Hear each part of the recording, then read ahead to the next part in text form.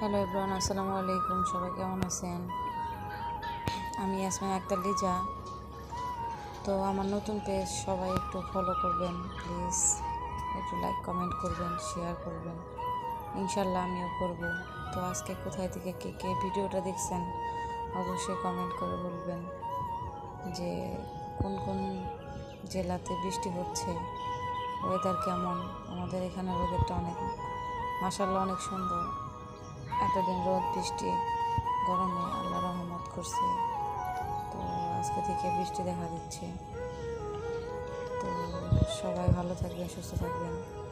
আসসালামু আলাইকুম, আল্লাহ হাফিজ।